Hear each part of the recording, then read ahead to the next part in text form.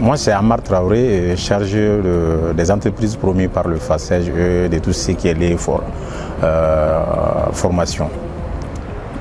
Alors, je suis Néné Keita, je suis la fondatrice et la directrice de Yelema Consulting. Yelema Consulting, c'est un cabinet de conseil en stratégie qui accompagne les startups et les PME innovantes sur leurs problématiques de développement. Bonjour, je suis Bakary Diarra. Je suis président directeur exécutif d'Assexpro, accès à l'expérience professionnelle, qui est une structure spécialisée dans le business management, dans la professionnalisation, en employabilité et en entrepreneuriat. Bonjour, je me nomme Madame Tunkara Arutubata Haidara et je suis la promotrice de Makara Esthétique. Makara Esthétique est une entreprise de production et de commercialisation de mes différents produits, comme vous le voyez, les fonds de teint, beurre de karité et savon aussi. D'accord. Je réponds au nom de Barakisa Silla. Je suis la promotrice de l'entreprise EBS Service. EBS Service est une entreprise qui évolue dans la production et la vente des produits maraîchers bio.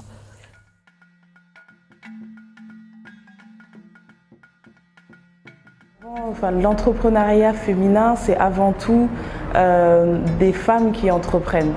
Je parlerai moins d'entrepreneuriat féminin, mais plus de femmes qui entreprennent. Parce que quand on entend entrepreneuriat féminin, on peut avoir l'impression qu'il y a une manière d'entreprendre au féminin et que les femmes ont une manière différente d'entreprendre ou que les règles de l'entrepreneuriat ont changé pour les femmes. Alors même qu'en réalité, l'entrepreneuriat répond aux mêmes règles que ce soit pour un homme ou pour une femme. Par contre, il est vrai qu'il y a des obstacles que les femmes rencontrent, que les hommes, par exemple, ne rencontreraient pas. L'entrepreneuriat féminin, pour moi, ma conception, c'est cette femme qui, à travers la production des biens et services ou bien prestations, cherche à être épanouie, autonome, indépendant financièrement, en termes de sécurité, l'épanouissement peut être personnel et puis la famille.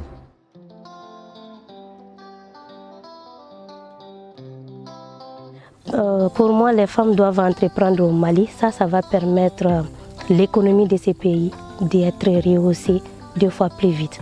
Vu que la femme au Mali ici travaille souvent beaucoup plus que les hommes. Elles sont plus face à beaucoup de besoins en famille et elles constituent plus que la moitié de la population.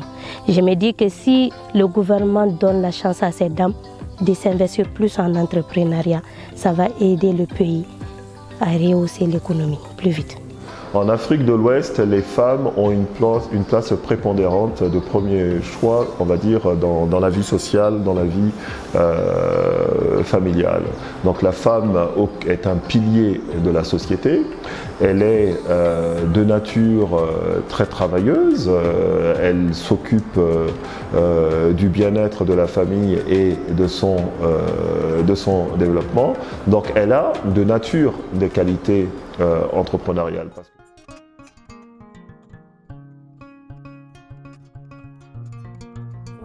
Dans l'entrepreneuriat féminin même, c'est pas facile. Surtout même si quand vous êtes marié, quand tu veux le travail, souvent peut-être ton partenaire peut, le mari même peut dire qu'il n'est pas d'accord que tu travailles parce que c'est pas facile. Ça demande beaucoup de courage. Donc il faut être courageux, en même temps avoir des soutiens financiers, moralement, il y a tout ça.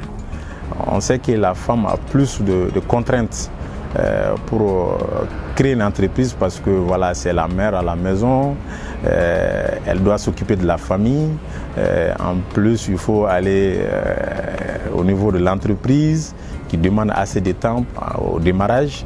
Donc je pense qu'il faut la confiance des partenaires entre mari et épouse. Il faut que les hommes acceptent d'accompagner ces jeunes qui prennent le pas. J'avais eu beaucoup de problèmes avec mes employés au début. Comment faire passer le message que je veux faire passer sans les vexer, les frustrer. Donc quand on est une dame, souvent les hommes ont tendance à refuser de collaborer en se disant qu'une femme ne peut pas les commander et pourtant ce n'est pas l'objectif cherché. Dans une entreprise, souvent on va donner des consignes un peu de façon forte, mais ça ne veut pas dire qu'on veut essayer de les contrôler ou bien je sais pas comment, de les donner des ordres. Ça, c'est la première chose auquel j'ai été confrontée. De deux aussi, j'ai été confrontée au problème de genre. Par exemple, les heures auxquelles je rentrais, les heures auxquelles je sortais, beaucoup pensaient que je suis une dame, je ne dois pas sortir très tôt pour rentrer très tard. Il y a ce problème aussi qui se pose ici au Mali.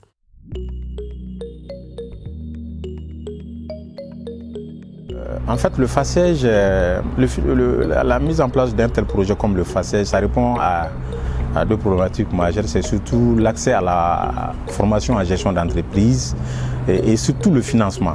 Parce qu'on se rend compte que voilà, les jeunes diplômés sont là, que ce soit des jeunes ou femmes, surtout des femmes. À Bamako, nous avons assez de jeunes femmes qui viennent nous voir. Mais l'accès au financement, c'est vraiment un défi. Donc le FACEJ est venu pour vraiment remédier un peu à ce problème. Je pense que l'initiative du FACEJ est à saluer en général et plus particulièrement pour l'accent que le programme met sur l'entrepreneuriat des femmes, parce que on sent quelque part que les femmes ont compris le message, elles ont compris qu'aujourd'hui beaucoup de programmes s'adressaient à elles et elles voient qu'il y a véritablement une opportunité et que cette fois-ci, quelque part, elles sont favorisées et que des programmes comme le FACEJ favorisent en fait leur chemin dans l'entrepreneuriat.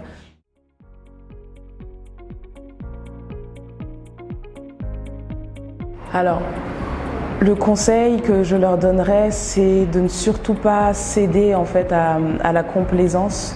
Ne pensez pas que parce que vous êtes une femme, le marché, l'entrepreneuriat, les clients seront plus complaisants avec vous, plus indulgents. C'est d'autant plus difficile d'entreprendre quand on est une femme et donc il faut viser l'excellence encore plus que les autres, il faut travailler encore plus que les autres. Le conseil essentiel, c'est d'oser.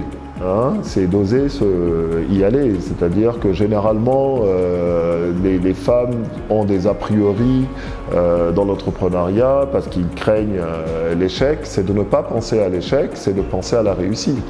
Il faut avoir d'abord l'amour du métier que tu fais, avoir l'expérience, en même temps être innovante et créative et ne se décourage pas. Il faut toujours courager. Surtout, qu'elles ne se disent pas qu'elles sont des dames, qu'il y a tel ou tel métier qu'elles ne doivent pas faire. Souvent, il faut sortir de chez eux pour aller vers d'autres régions, pays, pour voir comment les dames sont en train de se battre. Il n'y a pas une question de je suis une dame, je ne peux pas faire ça, je ne dois pas faire ça pour casser les ongles. Il n'y a pas ça. Il faut se dire toujours qu'une dame peut tout faire sauf si elle n'a pas décidé de le faire. Je pense que si on est techniquement formé, on a confiance en soi, devant le banquier, le plus souvent ça peut marcher. Et si ça ne marche pas devant le banquier, venez nous voir ici, on va vous accompagner pour pouvoir relever le défi ensemble, créer votre entreprise et puis développer le pays parce qu'on ne peut pas développer le pays sans vous, les dames. Merci.